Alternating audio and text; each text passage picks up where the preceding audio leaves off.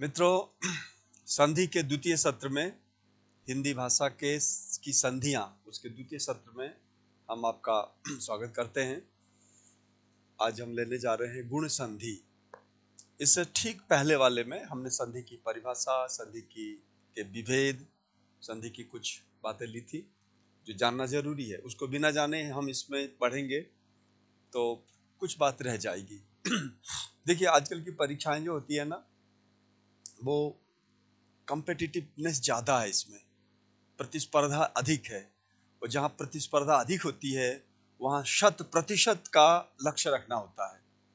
तो आप लोगों के मन में यदि हो कि यार संधि में थोड़ा नंबर आ जाए, उसमें थोड़ा, ऐसा नहीं। भाषा संस्थान जाना जाता है अपनी उच्च स्तर की गुणवत्ता के लिए। हमारे बच्चे उस परीक्षार्थी के समकक्ष होते हैं, वो चाहे ऑक्सफोर्ड का ही प्रोफेसर क्यों न हो।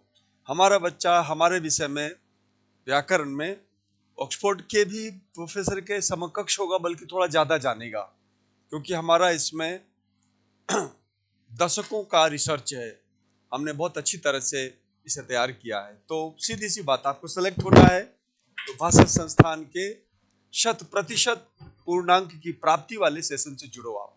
वो चाहे डिस्क्रिप्टिव हो चाहे ऑब्जेक्टिव हो, कुछ भी हो, उसमें पूरे अंक लाने। इसलिए हमें क्या सावधान होना होता है। हम परिभाषा भी ऐसी करते हैं जो 20 साल बाद की जाएगी। हम संधि भी वो करते हैं जो 20 साल बाद सुस्थिर होगी। अभी संधि में बहुत कमियां हैं, बहुत सारी बातें जगह जगह गलत पढ़ाई जाती है। भाषा संस्थान में हम पूरी तरह, देखो, ये संधियां वगैरह जो है ना, हमारा आविष्कृत किया हुआ नहीं है। ये भगवान पाणिनि का, भगवान पतंजलि का, कात्यायन का, भट्ट दीक्षित का और अन्य जो विद्वान हैं संस्कृत के, जिसकी वजह से संस्कृत दुनिया में पूजी जाती है, उसका अनुसरण करती है हिंदी। और संविधान का आर्टिकल 351 यही कहता है कि हिंदी विकसित होगी संविधान के आर्टिकल 351 संस्कृत के अनुसार। तो इसलिए हमें एक आधार मिला हुआ, हम कोई बहुत बड़े कोई आविष्कर्ता नहीं है, बस हम शुद्ध अनुकरणकर्ता के रूप में जाने जाते हैं। अनुकरण करता है, नकल करता है, पाणिनि का नकल करते हैं, शुद्ध बोलते हैं, शुद्ध लिखते हैं, है ना। और हिंदी बनाने वाले जो लोग हैं उनसे जो गलती हुई है उन सब का हम निराकरण करते हैं। तो आइए हम गुण संधि पे आते हैं। हमारे जो गुण संधि, आपको लगेगा गुण संधि ऐसे क्यों लिखा है, संस्कृत में गुण संधि ऐसे लिखेंगे, वास्तव में गुण संधि जो है ना, हम ऐसे लिखेंगे, गुण और संधि, गुण संधि ऐसा भी लिख सकते हैं। गुण संधि, गुण संधि है क्या, देखिए गुण संधि क्या है। इसमें ए को, ओ को और अर को ये गुण कहा जाता है। इसका नाम है गुण, इसको गुण कहा जाता है। हालांकि अर को तो नहीं कहा जाता, लेकिन हम इसे मान लेते हैं कि ये अर भी उसमें शामिल है। वास्तव में अ को गुण कहते हैं। अदेंग गुणा, पाणिनि का सूत्र है अदेंग गुणा। क्या सूत्र है?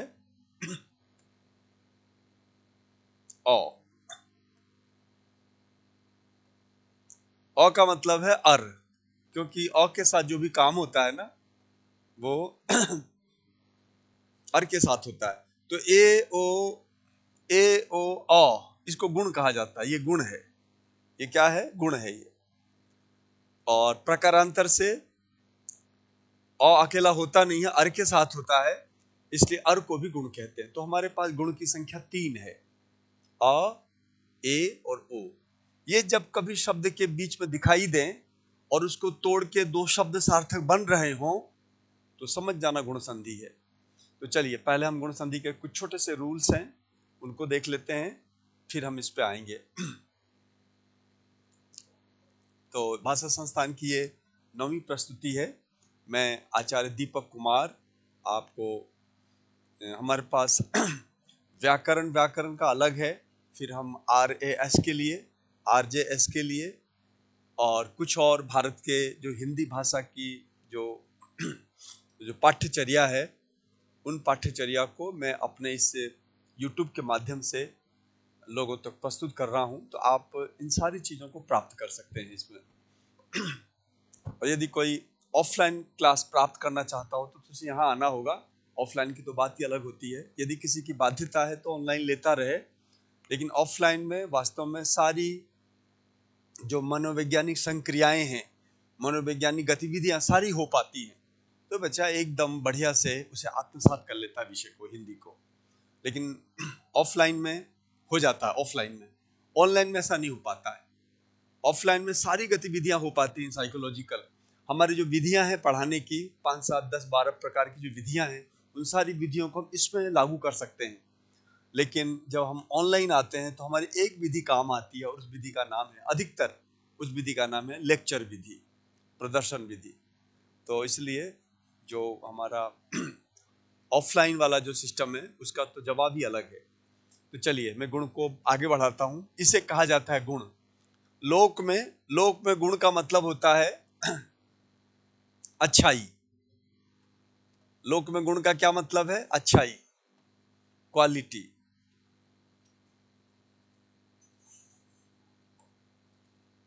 प्रॉपर्टी, है ना। लेकिन इससे हमें व्याकरण में हमें इससे कोई मतलब नहीं है। हमारा जो गुण है ये वाला नहीं है, हमारा जो गुण है ये वाला है। ए ओ अ को गुण कहते हैं। ये है हमारा गुण। तो आइए इसको आगे बढ़ाते हैं। ये वाला गुण, क्योंकि हम लोग सब गुण का मतलब क्वालिटी, प्रॉपर्टी, अच्छाई हमें पता होता है, व्यवहार में जानते हैं हम इसको। हमारा गुण ये वाला है, तो इसको हम बढ़ाते हैं, आगे बढ़ते हैं। देखिए अब हम ले रहे हैं गुण में पहला नियम। गुण का पहला नियम देखिए, पहला नियम है अ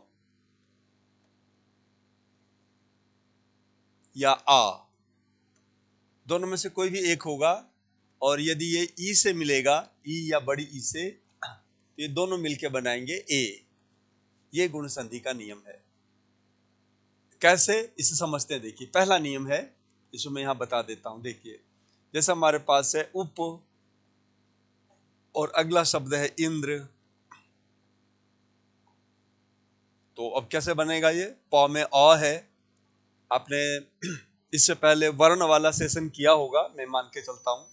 तो वर्ण के सेशन के करने में आपको पता चल जाता है प में अ है।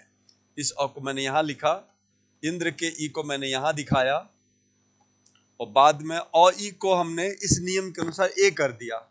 तो हमारे पास जो अक्षर बचे वो अक्षर इस तरह से बचे, उप, ए और द्र, और सबको मिला देंगे तो क्या बनेगा? उपेंद्र। तो ये उपेंद्र शब्द हमने आपके सामने रखा, इस तरह से बनता है। दूसरा नियम है इसका, हमारा जो दूसरा नियम है वो है अ या आ में से कोई अक्षर किधर हो और इस तरफ ऊ हो या बड़ा ऊ हो, ये दोनों मिलके बनाते हैं ओ। ये हिंदी का, संस्कृत का ये सामान्य नियम है, हम ऐसा करते हैं। जैसे देखिए हमारे पास शब्द है ज्ञान शब्द लिया हमने, है ना।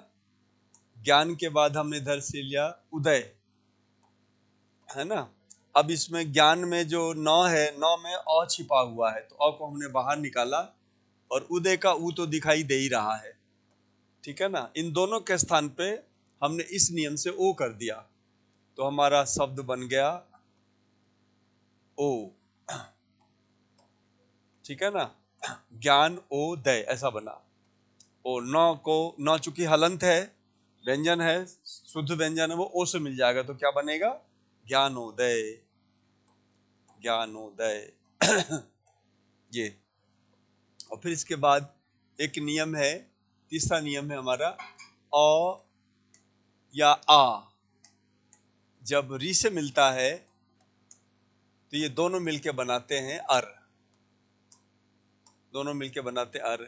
और ये अर की स्थिति जो है हिंदी में बहुत कम प्रयोग में आती है। इसको हम देखते हैं। देखिए जैसे ग्रीष्म है, ग्रीष्म में आधा सौ है, मौ पूरा है, और इधर ऋतु है। तो आप देखेंगे मौ में जो अ है ना, उसको हम पहले बाहर निकाल लेते हैं ताकि हमें साफ साफ दिख जाए कि हाँ भाई मौ में अ है, और आगे ऋतु का री है। और हमारा नियम कहता है और री के स्थान पे अर कर दीजिए। कभी भी हिंदी वांग्मय में, संस्कृत वांग्मय में ऐसी स्थिति नजर आए तो आप और री के स्थान पे अर कर सकते हैं।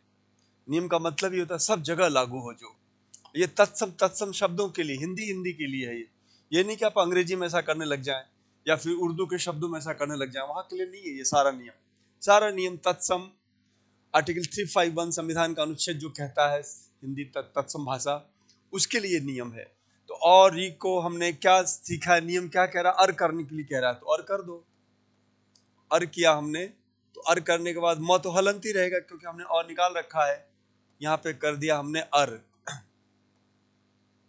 अगले चरण में म औ से मिलेगा तो बनेगा, ये देखो ऐसा बन गया, ग्रीष्मर और तू, ऐसा बना। र की आदत है अपने पास वाले व्यंजन पे आरूढ़ होने की, तो इस पे आरूढ़ हो जाएगा, र उस पे चला जाएगा तो क्या बन जाएगा, ग्रीष्मर्तु। ग्रीष्मर्तु ये रूप बन जाएगा। बस यही 3 नियम है व्यंजन गुण संधि के। लेकिन इन 3 नियमों को लेंगे, वृद्धि को लेंगे, सबको देखो समस्या तब आती है, मैं तो रोज पढ़ाता हूँ, देखता हूँ यहाँ पे बच्चों को ऑफलाइन क्लासेस में देखता हूँ, अच्छे अच्छे टैलेंटेड बच्चे आके अटक जाते हैं। क्यों? क्योंकि एक एक करके तो समझ में आ जाता है, लेकिन जब मिक्स करके पूछा जाता है तो वो चकाचौंध हो जाते हैं कि ये क्या चक्कर है, संधि का क्या नाम है और ये कैसे जुड़ रहा है, ये वृद्धि है कि क्या है, नहीं है, औ कहाँ है, ई कहाँ है, अर कहाँ है, सब चक्कर पड़ जाता है। तो आपको पहले देखो पढ़ाई का तरीका है, पहले एक एक करके सीखो, फिर सबको मिक्स करके चैलेंज के साथ पढ़ो। यदि ये ठीक से समझ में आएगा तब जाके वो समझ में आएगा। तो ये हमने तीनों नियम गुण संधि के रखे। अब इस नियम के आधार पे हम आपके पास एक प्रश्न दे रहे हैं, प्रश्नावली दे रहे हैं, उन प्रश्नों को आप करेंगे। देखिए देखिए हमारे पास शब्द है सागर, धन, ऊर्मी। दूसरा नियम लगेगा इसमें। हमारे पास शब्द है समुद्र, धन, ऊर्जा। हमारे शब्द है विद्या, धन, उपलब्धि। उपलब्धि, विभाग, धन, इतर।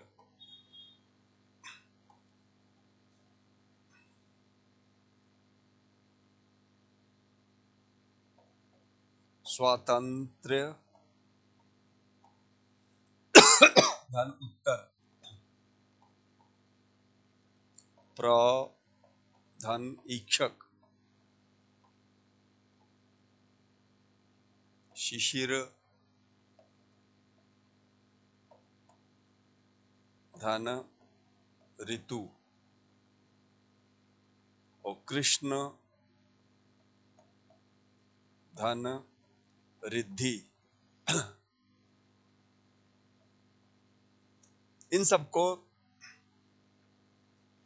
और हमसे जो पढ़ रहे हो आप, तो कोशिश ये करो पहले तो ध्यान से हमारी बात सीखो। मैंने देखा आजकल बच्चे इतने ज़्यादा बदल गए हैं पढ़ने के क्रम में। हम जब पढ़ते थे, देखिए मैं इसलिए प्रामाणिक हूँ आपके लिए, बता दूं कि भाषा संस्थान के दीपक कुमार क्यों प्रामाणिक है भाई, क्यों मानो मेरी बात, इसलिए मेरी बात मानो क्योंकि मैं टॉपर हूँ, ठीक है ना। हमारे पास जो भी परीक्षा आई है सबको मैंने रौंद डाला। अब एक दो पहला चौथा पांचवा स्थान नहीं, पहला स्थान पे हम चयनित हुए। राजस्थान में हम जब स्कूल लेक्चर चयनित हुए थे तो हमारा पहला स्थान था, और जब हम राजस्थान के कॉलेज लेक्चर के लिए चयनित हुए तब भी हमारा पहला स्थान था। तो जो व्यक्ति, अच्छा जब हम विदेश में थे तब हम अपने सारे अनुवादकों में पहले स्थान पे थे, और पहले स्थान पे होने का मतलब नहीं कि बहुत प्रतिभाशाली था, ऐसा कुछ नहीं था, मैं मेहनती बहुत था, क्योंकि मुझे पता है मेरी औकात क्या है। हम जब कॉलेज में पढ़ते थे, साथियों के बीच में रहते थे, तब मुझे पता था कि मैं बहुत ज्यादा प्रतिभाशाली नहीं। मेरे दूसरे साथी प्रतिभाशाली थे, लेकिन मैं अध्यवसायी था। अध्यवसायी कहते हैं एक चीज पे निष्ठा से लग जाना, मैं वैसा विद्यार्थी था। और उसका परिणाम ये निकला कि आज मैं पूरे विश्व को चैलेंज कर रहा हूँ भाषा के मामले में, है ना। मेरी जैसी हिंदी है वैसी ही अंग्रेजी है, वैसा ही संस्कृत है। तो हमने तीनों विषय को पढ़ा। हाँ, इसका नुकसान ये जरूर हुआ है कि हम अपनी जो भाषा है ना, मेरी अपनी खुद की भाषा है मगही, वो मैं भूल चुका हूँ। बचपन से इन भाषाओं के संस्कार में रहा, हमने अपने जन्म स्थान छोड़े और आज स्थिति ये है कि हम उन भाषा को भूल चुके हैं। लेकिन हाँ, जिसको पकड़ा है उस भाषा की सेवा अच्छी तरह से कर। मैंने सबकी माँ को पकड़ रखा है, वो है संस्कृत। संस्कृत मुझे बहुत भाती है। और अंग्रेजी जो जो सबको लुभाता है, वो वो भी मेरे आराम से मेरे पॉकेट में, समझो आप, मेरे पॉकेट में है वो। जिसको चाहता हूँ निकाल के दे देता हूँ, इंग्लिश का जानकार हो जाता है वो।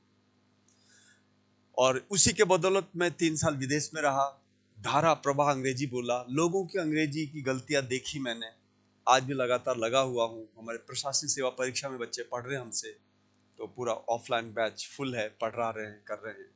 तो हमने सोचा हिंदी के बारे में पूरे विश्व में एक संदेश जाए कि हिंदी क्या है, व्याकरण क्या है। क्योंकि वास्तव में हिंदी व्याकरण के साथ वो व्यक्ति न्याय कर सकता है जो हिंदी भी जानता हो। हिंदी तो मेरी मातृभाषा है ही, इसके अलावा अब हिंदी को संस्कृत से अनुप्राणित माना जाता है। संस्कृत अच्छी तरह आनी चाहिए व्यक्ति को। और संस्कृत में कई तरह की है, वैदिक संस्कृत है, कातंत्र वाली संस्कृत है और पाणिनि वाली संस्कृत है। इन सबको कोई जाने, हिंदी में प्रविष्ट हो, तब फिर हिंदी के साथ न्याय कर सकता है। और सोने पे सुहागा तब हो जाता है जब आप अंग्रेजी भी जानते हो। तो अंग्रेजी भी हमने खूब श्रम किया है, अंग्रेजी को भी हमने वशीभूत कर रखा है। धारा प्रवाह अंग्रेजी में बोलने लिखने की पूरी क्षमता हमें है, विकसित की हमने बचपन से। इंग्लिश भी आती है। और अंग्रेजी हुआ क्या है कि अंग्रेजी के विद्वानों ने ही सबसे पहली व्याकरण की पुस्तक लिखी थी। तो बहुत सारी चीजें अंग्रेजी की ऐसी है, जो हिंदी की ऐसी है, जो अंग्रेजी से प्रेरित है, अंग्रेजी से प्रभावित है। बहुत सारे टॉपिक हैं जो अंग्रेजी में ही है, हिंदी में, संस्कृत में नहीं है, लेकिन हिंदी में चलती है। जैसे सरल वाक्य है ना, संयुक्त वाक्य, मिश्र वाक्य, ये सब चीजें कहाँ से आई हैं? सब अंग्रेजी से आई हुई है। जो अंग्रेजी नहीं जानेगा वो सरल वाक्य, संयुक्त वाक्य, मिश्र वाक्य सारा कचरा करेगा। ठीक है ना। वाच्य जो है हिंदी का, वो वाच्य जो पद्धति है, वो कुछ तो संस्कृत से आई है, कुछ अंग्रेजी से आई है, और हिंदी की कुछ अपनी भी है। हिंदी भी तो भाई स्वतंत्र भाषा है, इसकी भी तो अपनी एक शैली है। जब तक आप तीनों को नहीं जानो, मैं तो कहूँगा उर्दू भी आनी चाहिए आपको। उर्दू भी यदि ठीक ठाक आती है, तब जाके हिंदी के साथ आप ठीक से न्याय कर सकते हैं। तो इस तरह से मेरा ये कहना है कि आपको मेरी बात माननी चाहिए। ठीक है, हमारे पास संसाधन नहीं थे, हमें कोई कुछ भी कहे, लोग मुझे कुछ भी कहें, लेकिन मुझे पता है मैं क्या हूँ। मुझे जब पता है मुझे क्या है, तो मैं फिर अपने आत्मबल से काम करता हूँ। ठीक है ना। तो अपने को इस तरह से चलना है कि मैं जो बोलूँ उस पर आप चलो। आप चलोगे तो आनंद आ जाएगा। मैं क्या कहना चाह रहा हूँ, मैं ये कहना चाह रहा हूँ, आप सबसे पहले मेरे जो जो जो विचार हैं, जिसे अवधारणा कह रहे, उसको समझो। आप समझने के बाद हमारे प्रैक्टिस को कीजिए, और हो सके तो कॉपी पे उतारिए, नोटबुक पे उतारिए बढ़िया से, और फिर प्रैक्टिस कीजिए। फिर किसी भी एग्जाम को देखिए, सब आपके नीचे नजर आएंगे। तो आइए इसको हम करते हैं। ये तो हमने ले लिया कौन सा ये मैंने ले लिया है संधि करने के लिए काम में। इसको संधि करनी है, संधि करके उसी नियम से संधि कीजिए, क्या बनेगा इसी कीजिए। यहां मैं लेता हूं विच्छेद वाला। विच्छेद कैसे होगा वो हमें देखना है। देखिए, विच्छेद में मैं ले रहा हूं बरशर्तु,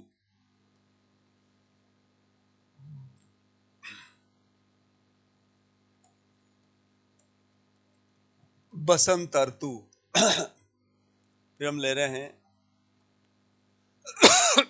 शरद ऋतु,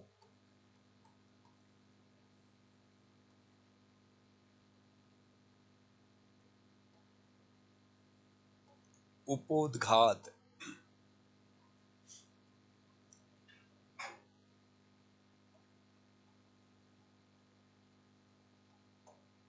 सुधोपलब्धि, अपेक्षित,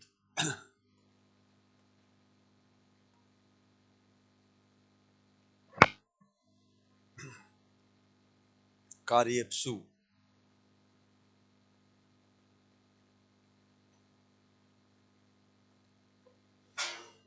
इन सबको आपको करना है, करके बताइए जल्दी से। संख्या डाल देता हूं मैं, 3 4 5 6 7 8 9 10 11 12 13 14 और ये 15।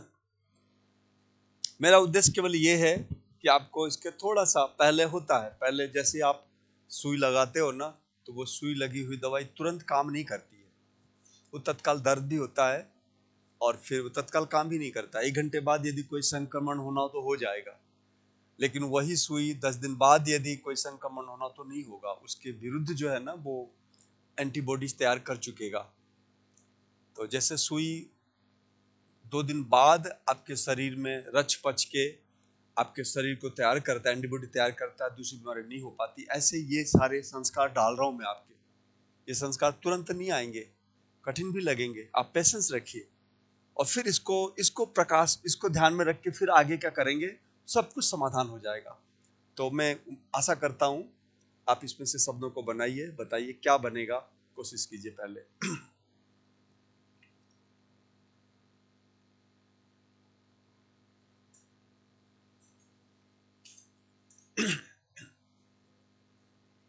इसे आप लिख लो, जब तक मैं एक और जो हमारा इससे मिलता जुलता ही है वृद्धि संधि, उसको लूंगा।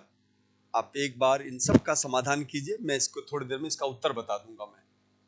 चलिए ये देखो, आप वृद्धि संधि में हम क्या करते हैं, आप उसे कर लेना, फिर मैं उत्तर बताऊंगा थोड़ी देर में। वृद्धि संधि में क्या होती है चीजें,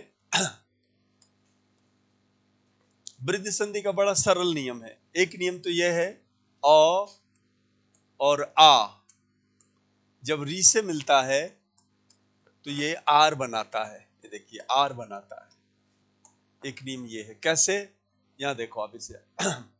जैसे एक बार 2011 में बहुत सारी बात पूछते रहते ये प्रश्न, प्रधन ऋण है, तो यहाँ पे अब यहाँ बात ध्यान देने की ये है कि ऐसा का ऐसा नियम गुण संधि में भी है और ऐसा कैसा नियम वृद्धि संधि में भी है। इसका मतलब ये हुआ कि कुछ शब्द तो गुण संधि में ही बनते हैं और कुछ शब्द ऐसे वृद्धि संधि में बनते हैं। तो हमें अब एक सूची तैयार करनी है कि साहब ये सारे शब्द जो हैं वृद्धि संधि के हैं, ये सारे शब्द गुण संधि, क्योंकि स्थिति दोनों की बराबर है। तो यहाँ पे आदमी मात खाता है, यहाँ पे गड़बड़ होता है। आप देखें यहाँ पे पहले इसको देखो, आप ये देखो गुण संधि में देखो आप, मैंने क्या कहा है, अ आ और री बराबर अर, ये बता रखा है, और ग्रीष्म ऋतु वगैरह बनाया हमने, है ना। अब देखना ऐसा कैसा नियम, ये देखिए अ आ धन री बराबर अर बता रखा है, अर बता, आर नहीं बताया, अर बताया, ये गुण संधि में बता रखा हमने, ये सारा गुण संधि है। और ऐसा कैसा आप पाओगे कहां पे, ऐसा कैसा आप यहां पाओगे, ये देखो आप, ये आ बराबर आ री बराबर आर बता रखा है, ऐसे कैसे हो गया भाई। तो हमें सूची बनानी पड़ेगी, एक जैसे लगते हैं, रूल्स एक जैसे हैं, लेकिन इन स्थलों पे जो है ना, ये शब्द क्या बनाएगा,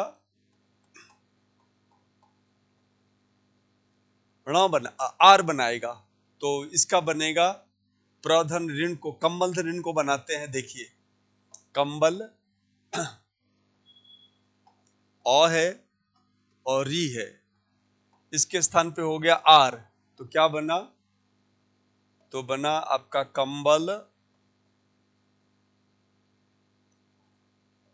आर और इसको जोड़ेंगे तो क्या बनेगा, कंबलार, कंबलार,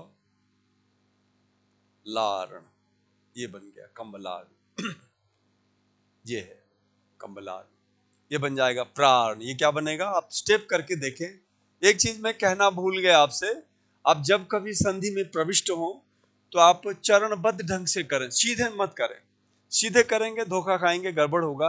अब हर चीज को खास करके जुड़े हुए को तोड़ते समय स्टेप करके करिए, आपका सही जाएगा एकदम। ये और शुरू शुरू में स्लो चलना है, इसके बाद तो हर गाड़ी पहले स्लो चलती है, बाद में स्पीड पकड़ लेती। तो सबसे पहले स्लो चलो, पेशेंस रखो, बार बार करो, आ जाएगा, ऐसा कुछ नहीं है।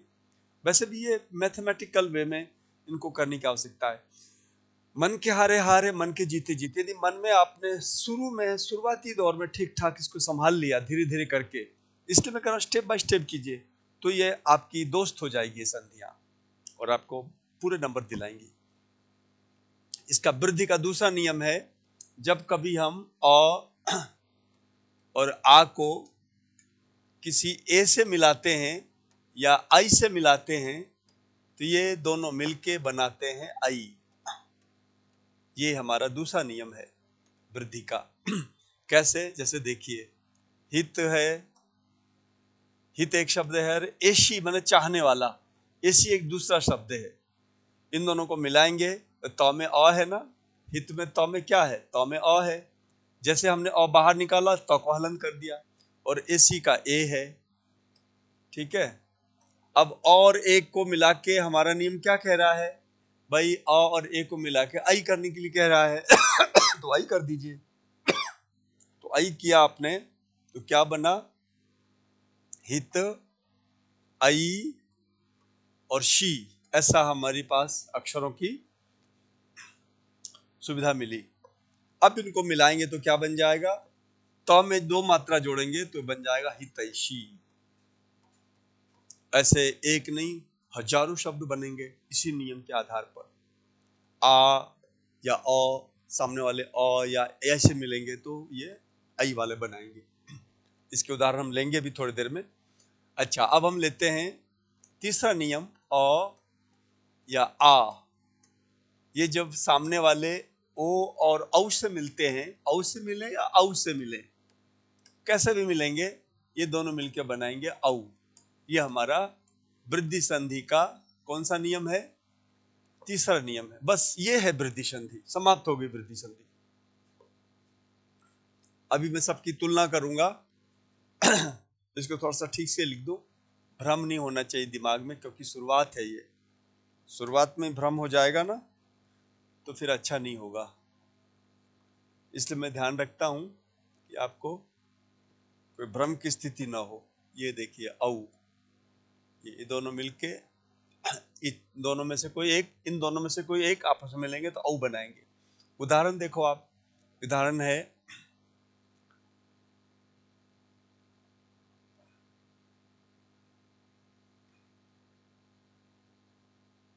गंगा धन ओघ। गंगा धन ओघ। ओघ का मतलब होता है प्रवाह। ओघ का क्या अर्थ होता है? प्रवाह, जल का गंगा जी का प्रवाह। तो आ और ओ मिलके क्या हो जाएगा? देखिए मैं करता हूं। देखिए, गंगा में जो आ है ना, उसको बाहर निकाल दीजिए, आ कर दीजिए। और ओघ में जो ओ है, इसे भी हमने सामने कर दिया। आ और ओ मिलके क्या होगा? नियमानुसार औ हो जाएगा। तो हमने ये कर दिया, गंगा लिख लिया पहले, आ उ के स्थान पर इस नियम के अनुसार औ कर दिया, है ना। और फिर हमने घ कर दिया, मिला दिया सबको, तो क्या बन गया? तो ये बन गया गंगा उघ। गंगा उघ। देखिए, संधि वो चीज है जिसकी वजह से आपके शब्द में अशुद्धि नहीं होने देती संधियां। मैंने पहले ही कहा था, शब्द निर्माण की ये फैक्ट्री है, शब्द निर्माण का ये कारखाना है। और शब्द निर्माण के कारखाने चार हैं। एक तो संधि है, एक उपसर्ग है, एक प्रत्यय है और एक समास है। यही आधारभूत है हिंदी भाषा के। यदि इनको सबसे समझ लिया जाए तो हमारा काम हो जाएगा। ये गंगा हमने किया। एक और शब्द देखिए, प्रौद्योगिकी लेता हूं मैं, प्रधन औद्योगिक। औद्योगिक। अब मैं से यदि नहीं भी खोलूं, यदि तो पता चल गया कि इसमें अ है, इसमें औ है, अ और औ मिलके क्या होता है? औ ही होता है। यानी औ है तब भी औ ही होगा। तो क्या बनेगा? तो ये बन जाएगा प्रौद्योगिक। प्रौ, ये दो प्रौ हो गया। यही हमारा बदला हुआ रूप है, प्रौ। बाकी तो एजिटिव उतारना है, प्रौद्योगिक। बाकी तो हमने यथावत उतार दिया। ठीक है ना। इस तरह से वृद्धि के ये तीन नियम हैं। तो आइए वृद्धि के मैं थोड़े से विच्छेदित पद देता हूं, उसको जोड़ो इसी नियम से, हो सके तो उतार लो नोटबुक पे, और फिर मैं वृद्धि के जुड़े हुए शब्दों को देता हूं, उसको तोड़ने की आवश्यकता है। प्रक्रिया यही है, यदि जोड़ने के लिए कहा जाए तब भी, तोड़ने के लिए कहा जाए तब भी आपको इसी प्रक्रिया से काम करनी है, क्योंकि जिस रास्ते जाते हैं वापसी भी उसी रास्ते से होता है। तो आप जिस क्रम से, यानी अ री के स्थान पे आर कर रहे हैं, आ और ए के स्थान पे आई कर रहे हैं, पहले उसमें से आई को निकालिए बाहर, फिर दोनों को जोड़ दीजिए, शब्द बन जाएगा। और तोड़ना है तो जैसे हमारे पास हितैषी शब्द है, जैसे हितैषी कैसे तोड़ें भाई इसको, तो हितैषी तोड़ते समय पहले हित को अलग कीजिए, शी को अलग कीजिए, आई को निकालिए, आई को अ और ए में तोड़िए, अ और ए में, तो आपको शब्द दिखने लग जाएगा कि हाँ ये शब्द पढ़ा हुआ है, इसमें टूटेगा। हालांकि मैं कैसे तोड़ा जाता है इसका अलग से सेशन करूंगा, लेकिन मोटे तौर पर जिस रास्ते गए हैं उसी रास्ते से लौटा जाता है। ठीक ऐसे ही संधियों में जिस रास्ते आपने तोड़ा है उसी रास्ते उसको जोड़ा भी जाता है, और जिस रास्ते जुड़ा हुआ है उसी रास्ते से तोड़ा भी जाता है। तो संधि और विच्छेद दोनों में ये थ्योरी काम आती है, सिद्धांत काम आते हैं। आइए अब हम इसके से संबंधित कुछ उदाहरण ले लेते हैं, वृद्धि संधि से संबंधित। ये है संधि, वृद्धि संधि, और ये है विच्छेद।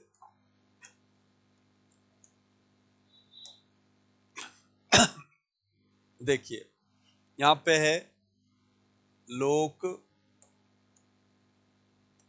धन ऐषणा, लोक धन ऐषणा, वित्त धन ऐषणा,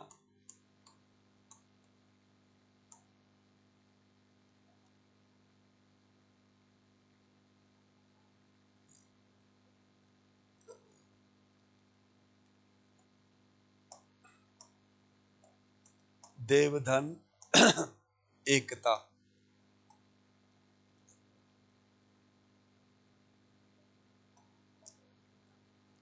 एक धन एक,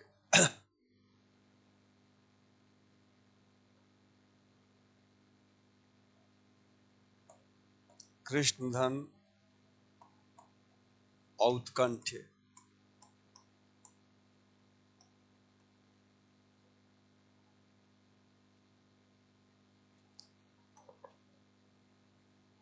कृष्ण धन औत्कंठ्य।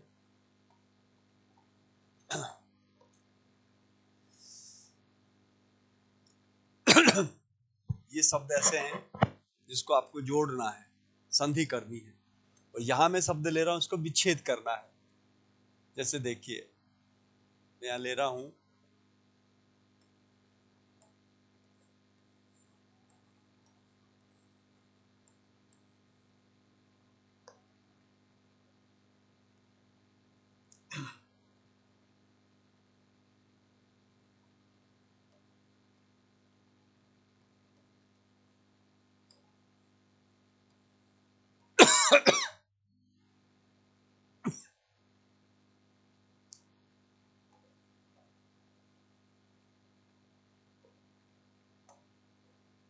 मुझे विच्छेद लेना है, विच्छेद कराना है, तो हम लेंगे जनक ऐश्वर्य, पिताजी का ऐश्वर्य।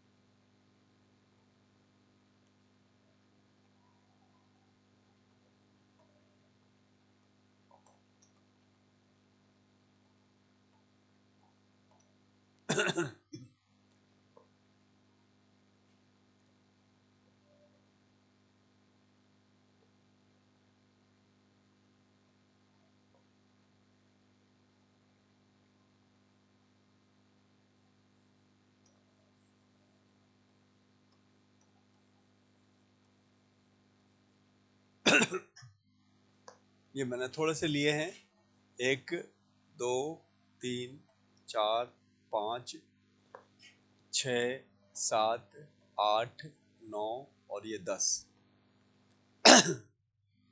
तो इनके सबके विच्छेद करने हैं आपको। और आपको ध्यान ये रखना है कि हमारे पास जो शब्द है ना, अब कभी भी देखेंगे, कभी भी ऐषणा शब्द छोटा ए ही रहेगा। आपको यहाँ पता है क्या गलती होने वाली है? यहाँ पे छोटा ए बड़ा आई की गलती होने वाली है। तो मैं बता दूं, ये मूल रूप से ये शब्द हमेशा ऐसे ही होंगे। ऐषणा ऐसा ही होगा, ये आ रखा है 2-2 बार। एकता ऐसा ही रहेगा, ये आ रखा है यहाँ पे 2-2 बार, है ना। एक हमेशा ऐसा ही रहेगा, है ना।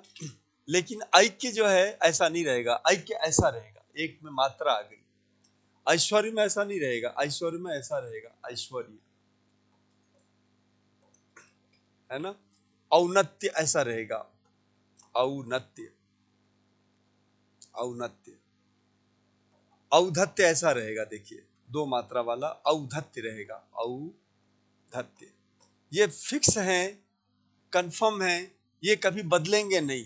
जैसे हमें पता चला कि भाई ये शब्द ऐसे ही रहने वाला है, तो हम यहाँ पे इसका विच्छेद करेंगे। छात्र धन औद्धत्य, यानी छात्र की शरारत। यहाँ पे औन्नत्य हमें पता है कि औन्नत्य जो है वो इसी तरह का होगा, तो हम लिखेंगे भवन धन औन्नत्य। तो वो दोनों के मिलन से औन्नत्य ही बनेगा। तो ये औन्नत्य पता चलते ही भवन शब्द हम जानते हैं, तो भवन धन औन्नत्य आ जाएगा। औद्धत्य हमें पता चल गया। अच्छा, ऐश्वर्य शब्द ऐसा होता है, हमें पता हो यदि, तो हम लिखेंगे जनक धन ऐश्वर्य, पिताजी का ऐश्वर्य, पिताजी की संपत्ति, तो जनक धन ऐश्वर्य। और देश एकता, एकता शब्द मरे कुछ भी हो जाए, एकता शब्द जो है वो ऐसा ही रहेगा। और देश हम जानते हैं, तो देश धन एकता, और ये मिलके ऐ हो गया, देशैकता, ऐसा बन जाएगा। और ऐक्य जो है यहाँ बता रखा आपको, देखिए ऐक्य, ऐक्य ऐसा होता है। जब हमें पता चल गया कि ऐक्य ऐसा होता है, अब बचा क्या? देव धन ऐक्य, ऐसा विच्छेद करेंगे। तो इस प्रकार से हमारा ये जो विच्छेद है इस नियम के सहारे हो जाएगा। और ये जो है इसको हम उस नियम से बनाएंगे, तो ये बनेगा लोकैषणा। ये क्या बनेगा? अ और ए मिलके क पे 2 मात्रा चढ़ जाएगी, तो क्या बनेगा? लोकैषणा, 2 मात्रा चढ़ानी है। यही नियम शब्द शुद्धि में काम आएंगे आपके, क्योंकि शब्द शुद्धि वाला पता है क्या करेगा? आपसे पूछेगा, लोकेशणा पूछ देगा। आपको क्या पता, आपने लोकेशणा की खीर थोड़ी खाई है, आपको क्या पता? आप तो ये कहोगे लोकेशणा सही होगा यार, ऐसा बोल दोगे आप। लेकिन नहीं, लोक और ऐषणा के साथ लोकेशणा बनता है, इसलिए लोकेशणा कैसा शब्द है? यह अशुद्ध शब्द है। आपने देखा कैसे संधि ज्ञान हो तो शब्दों की शुद्धता के बारे में आप निर्णय ले सकते हो। संधि ज्ञान नहीं होगा तो आपको गलत भी सही लगेगा, सही गलत लगेगा। तो देखिए वाला गलत है, शुद्ध क्या है? देखिए ये लोकैषणा शुद्ध है, लोकैषणा। मैं लिख देता हूं, लोकैषणा, ये वाला शुद्ध शब्द है। कई में बदला हुआ, देखो ये बन गया। वित्तेषणा में क्या होगा? तो में 2 मात्रा आ जाएगी, वित्तैषणा। इसमें क्या होगा? देवैकता, वह में 2 मात्रा आ जाएगी। यहाँ क्या होगा? क के ऊपर 2 मात्रा, एकैक, 2 मात्रा, एकैक। यहाँ क्या होगा? कृष्णोत्कंठ, ऐसा होगा, कृष्णौत, ओ मिलके औ हो गया, तो कृष्णौत कंठ, कृष्णौत कंठ। इस तरह से आपको पता है, परीक्षक जो है ना, पढ़ाता पढ़ाता जानता रहता है कि यार यहाँ पे बच्चा अटकेगा, उसका रिसर्च रहता है, अनुसंधान रहता है, तो झट से ऐसी बात पूछता है वो।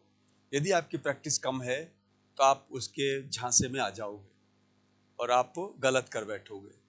इसलिए कहा जाता है, करत करत अभ्यास के जड़ मति होत सुजान, practice makes a man perfect. तो परफेक्शन के लिए अब जमाने गए जब चाहे जो सेलेक्ट हो जाते थे, अब आपको परफेक्शन लाना है। भाई सारी विधाओं में तो परफेक्ट हो नहीं सकते आप। अरे मेरी वाली विधा में परफेक्ट हो जाओ ना, कौन मना करता है आपको? मेरी वाली विधा यानी हिंदी में आपको परफेक्शन दे दूंगा मैं, आप 100% अंक ला सकते हो। अब 2-4 ऐसे अध्यापक पकड़ लो जो आपको 100% दिला सके। अच्छा, विषय का भी फर्क पड़ता है। हिंदी ऐसी चीज है जो आपको 100% मेरे साथ मिल जाएगा। किसी और के साथ हिंदी में 100% तो दूर की बात है, डूबने का काम और हो जाएगा। वो दिख जाएगा आपको, पढ़ो कुछ दिनों बाद देखो आप। तो 100% इसमें रख लो, 100% अंग्रेजी में रख लो, 100% कुछ और एक आपका प्रिय विषय होगा उसको रख लो, और लाओ 100%। 5-7 विषयों में से 3-4 में 100% ले आओ, बाकी में 60% ले आओ, आपका बन गया 90+ बन गया। तो यदि आपको 90+ मार्क्स लाने हैं तो भाषा संस्थान पर आपका स्वागत की प्रतीक्षा है। तो मैं आज अपनी बात को यहीं समाप्त करूंगा, है ना। इन सारी संधियों को लेके चलो आप। अगले सेशन में जो मैं लूंगा वो होगा यण संधि और अयादि संधि, उसको देखेंगे समझेंगे, फिर हम देखेंगे। पहले सामान्य संधि हो जाए। मैंने पहले ही कहा है, ये जो चीजें चल रही हमारी, हमारा सबसे पहले पहला सेशन अवधारणा वाली, फिर इसके बाद क्लिष्ट वाला, फिर इसके बाद हमारा होगा अपवाद वाला। तो बिना सामान्य समझे हम क्लिष्ट अपवाद में जा नहीं सकते, इसलिए आपको इस पर पहले इसका स्वामित्व हासिल करना है, इसमें मास्टरी आपको करना है, रूल बार बार करने हैं। और इस उदाहरण के अलावा और भी उदाहरण हम दे सकते हैं, उन उदाहरणों को करना है। तो इसके मैं कुछ उदाहरण और आपको थोक के भाव दूंगा, उनको सबको करो, फिर हम क्लिष्ट पे आएंगे, फिर अपवाद पे आएंगे। अपवाद पता है, अपवाद मुश्किल से स्वर संधि में 25-30 हैं। वो 25-30 वो परीक्षक जो ना 2-2 अपवाद हर साल देता है, और ये पता है 25 साल तक आप उसके अपवाद को टच नहीं कर पाओगे। अब मेरे से जुड़ोगे तो मैं 10 मिनट में सारे अपवाद बता दूंगा।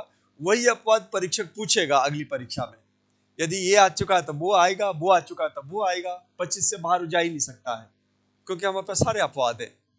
अपवाद का काम तो बिल्कुल अलग है, रट्टा मारना है उसको। क्लिष्ट वाला जो है, अच्छे अच्छे बच्चे क्लिष्टता में थोड़े से रह जाते हैं, त्रुटि हो जाती है, क्योंकि मानव जो है ना, मानव का धर्म ही है गलती करना, तो गलती हो जाती है।